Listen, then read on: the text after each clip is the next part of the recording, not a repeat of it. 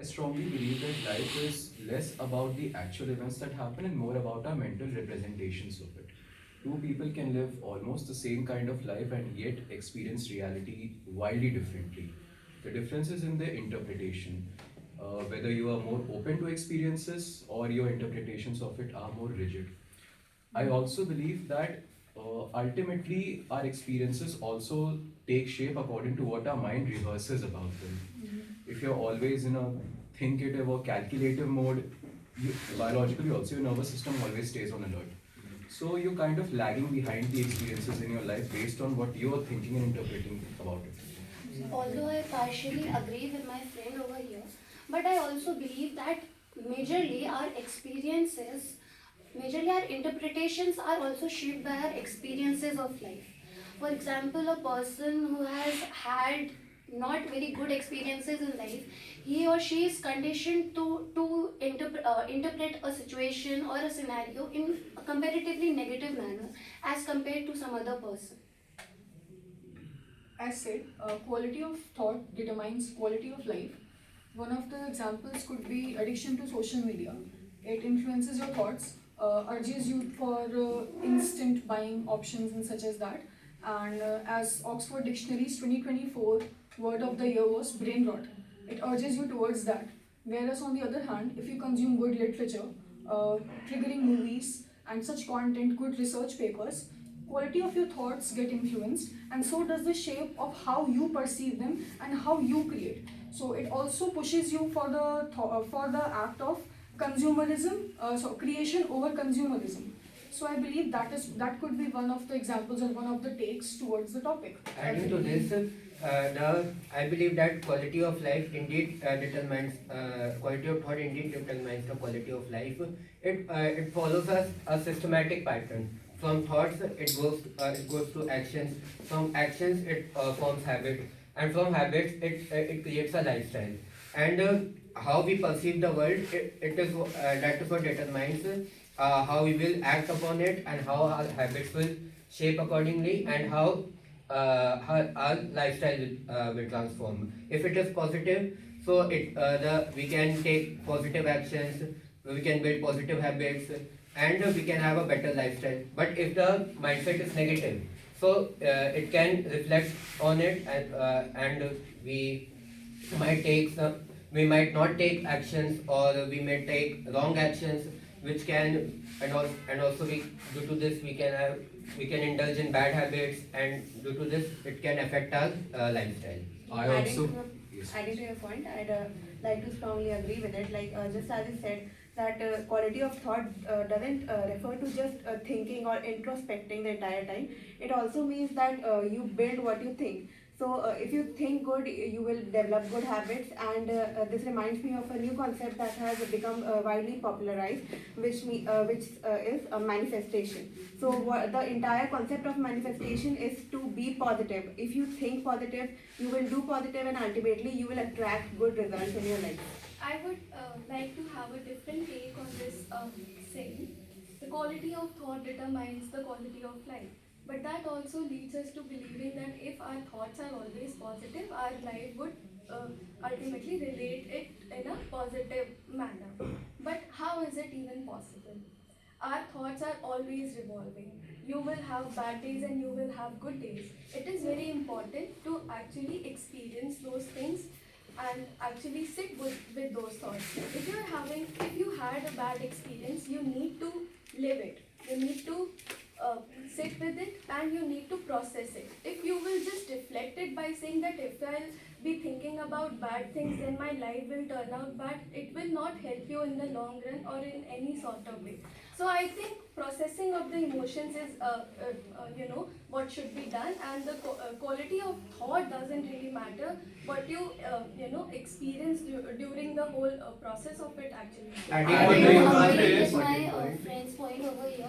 I feel like, of course, the many a times our interpretations and other experiences are negative, but I think that what matters really is what we decide to do or what we think of doing in the future.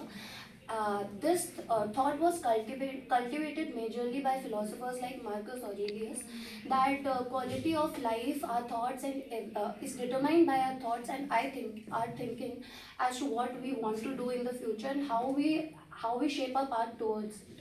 Adding Another to a example point is to about quote. good days and bad days, a person might be having a very bad day and just, or let's just say a very good day, and but his thoughts are negative. The any amount of good that happens in a day would always look like a bad event because he does not seem to find the good in it due to his thought cycle.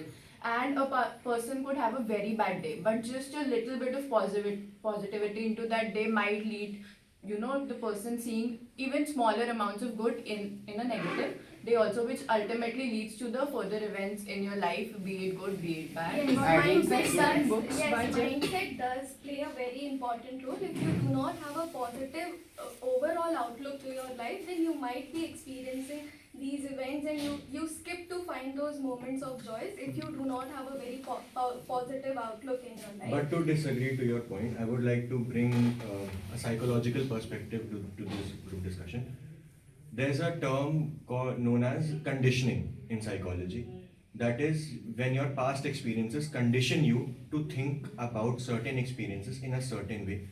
For sure, mental state or mental cognitive ability of a person does impact your quality of thought and the quality of life. But when you have been conditioned, the whole philosophy or the whole topic of conditioning is not based on your quality of thought. It is based on your experiences. And there have been multiple examples. For example, Ted Bundy, the serial killer, his experiences throughout his life, if we talk about his history, were not as bad as his actions were. So I would like to actually disagree with your stance that quality of thought does not determine the quality of life. A person can have a nominal and normal life experiences and upbringing also, but come out to be extremely different than what his experiences were. But that is exactly where thought comes into play. If you've been conditioned to a certain stance your entire life, but your thoughts to the certain stance are, let's say, positive or negative, but they ultimately change during your tenure of life, you might, perceive that experience as might be a good experience, be it a negative experience according to your conditioning, but it could end up leading. But that is where personality comes in, right? Ted Bundy did not have that bad or worse experiences in I his believe life. most of our problems arise from thinking at the wrong layer, how we choose to interact with our thoughts. For example, let's see when someone is facing a depressive case scenario, loneliness, we choose to respond to it by self-criticism. If someone is facing an existential crisis, we choose to indulge in things not good for us, body or mind. So I think it all comes down to how we choose to interact with our thoughts and not give them a premature certainty, rather be open to interpretations throughout our experiences. I Yes, agree with exactly. you. I agree with you. And I think we can also take just an example to settle my point that the thoughts cannot determine the quality of life. Just because I think we can also take specific cases. Let's think about a scenario where there is a premature death in your family and you are very connected to that person. You're very sad, and the third person comes in this and says that it's okay, it happens, you should move on and you should not be feeling sad because this will continue and it will deter your quality of life. Is it the right thing to say? Is it the That's right not- thing to say to That is not quality of thought. The quality of thought, it is not a I'm person just coming in and imposing their thoughts on you. exactly. Like for example, if there is a death, like you gave an example, right? If you go into that negative mindset, if you go down that rabbit hole and keep thinking, rehearsing about it, that how could have it have been different? Why did God take them away so early?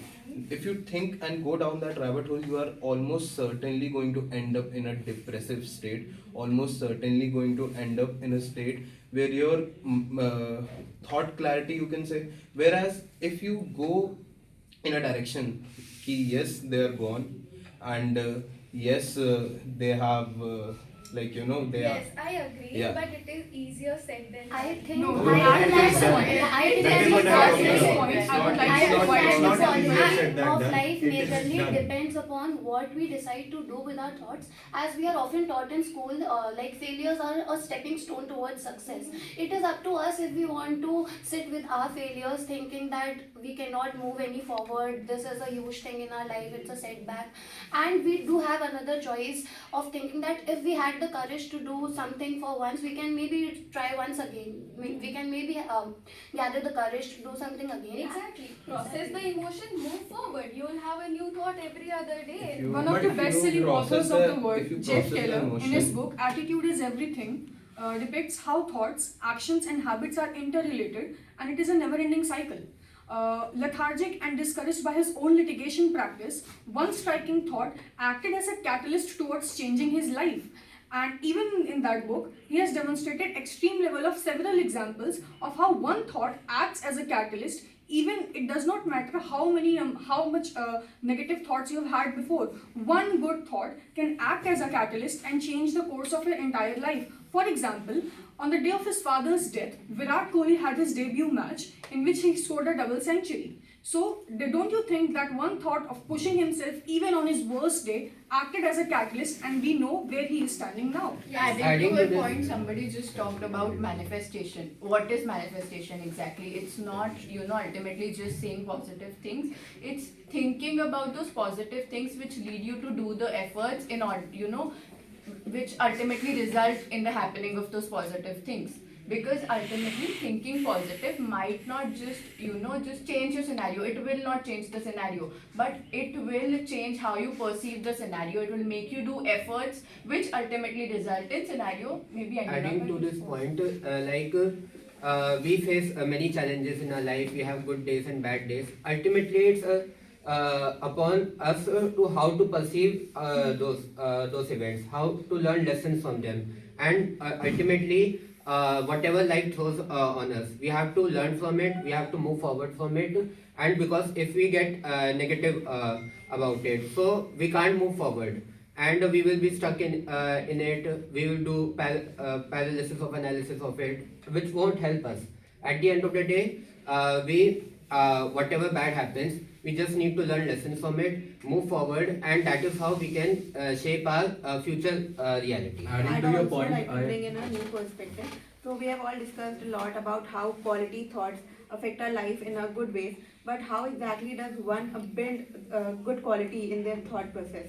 So I believe it is not just upon an individual themselves to build their mindset or their thought process. Their environment, their peers, their family, they also greatly affect a person's mind, their thought process. And I think in a country like India, we are also majorly affected a lot by our peers.